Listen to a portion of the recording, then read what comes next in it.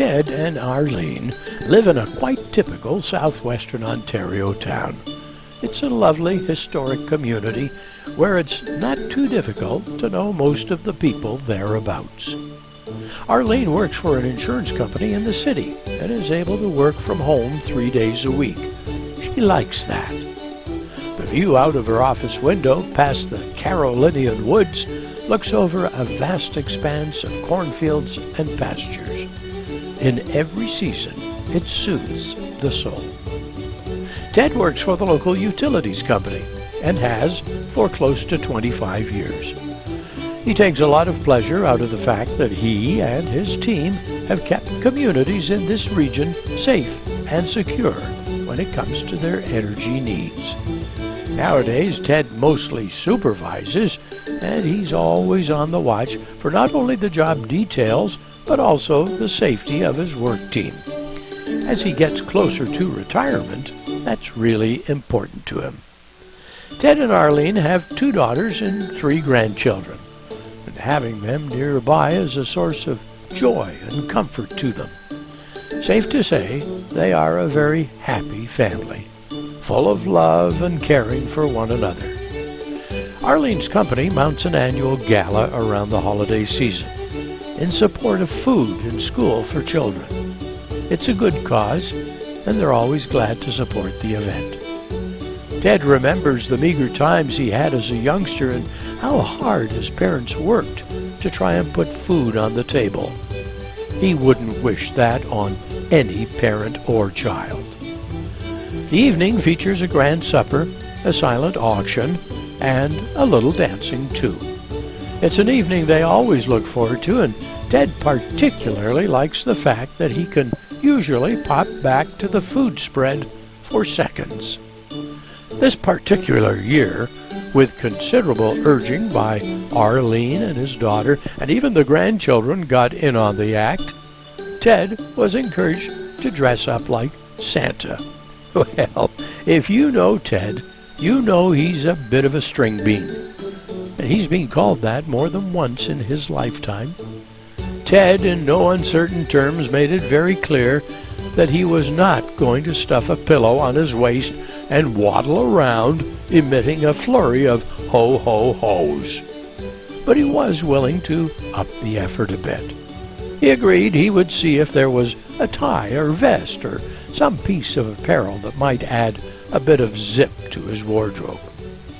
Arlene convinced him to go into town to the men's shop and see what he could come up with. Aldo's menswear was pretty well known in the area, and the men that shop there will tell you that half the fun is meeting up with Aldo and listening to his take on local news. Ted entered the shop, and the little bell on the door tinkled his arrival. Aldo burst out from the back of the store and gave Ted a big bear hug, as if he hadn't seen him in the past decade. Aldo was about a foot or more shorter than Ted, and it made a pretty funny sight.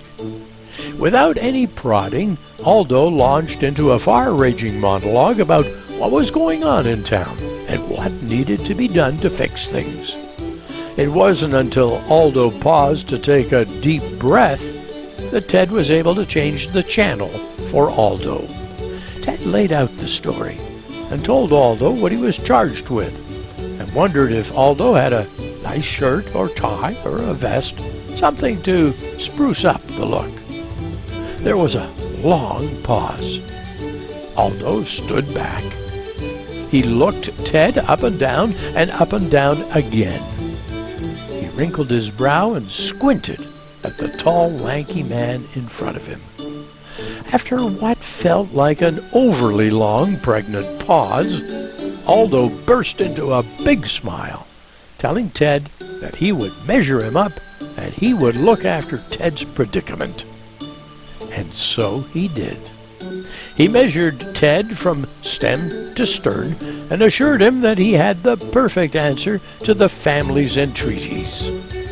With the wave of his hand, Aldo told Ted the date he should return, and in essence, ejected him from the store. The return date was the day of the much-anticipated event. For the next 10 days, Ted wondered what Aldo had in store for him. He was a tad concerned, but Ted figured that whatever happened, it wouldn't be the end of the world. The day of the big event, Ted made a beeline over to Aldo's, promising to meet Arlene at the entrance to the banquet hall. Ted arrived at Aldo's and, with a large intake of breath, went into the store. Aldo was waiting for him with a show-stopping ensemble. Aldo had created some magic, a modern, high-fashion look that suited Ted's height and long-limbed bearing. It was a suit of red, a fabulous cape to match a gorgeous vest and tie, the type you would normally see only in men's fashion magazines. Aldo was near tears, and Ted, well, he was pleased as punch, if not a little self-conscious. As Ted entered the gaily decorated hall, you could hear the air intake from people as they zoomed in on Ted's amazing outfit. Arlene's eyes went wide, and then she immediately broke out into the biggest smile she's had in a long time. Friends gathered round to take in Ted's sartorial splendor. People were taking pictures, people Ted didn't know. And so the evening went ahead, and Ted outshone Santa Claus as the celebrity of the night. It was quite magical. Yep, Aldo had created a new Ted for this special occasion. Ted was somewhat bemused by all the fuss and attention, but he was very happy that Arlene was happy. To him, that was worth all this fiddling around. Not surprisingly, Ted's picture made it into social media, which in itself garnered loads of attention, and the local paper asked Ted to pose for their holiday edition. And they did a pretty decent job describing his career and his life in the community. He had lovely notes from people in places across Canada and beyond, and the paper took it on themselves to elevate Ted more than a bit by referring to him as Theodore, the Electric Santa. A good number of notes came from folks in the trades thanking him for showing a different side of hard-working people doing difficult jobs. Ted appreciated those notes most of all. As is usually the case, the hubbub settled down rather quickly, and Ted had time to think about the whole experience. It was a bit of fun being Theodore, the Electric Santa, but Ted concluded that probably the most important thing coming out of all the fuss was the kind appreciation he was shown. It wasn't the notoriety or the fan letters, it was the appreciation of who he is and what he does in life. That meant a great deal to him. Giving appreciation is one of the most wonderful gifts we have at our disposal. As Maya Angelou once said, "I've learned that people will forget what you said, people will forget what you did, but people will never forget how you made them feel."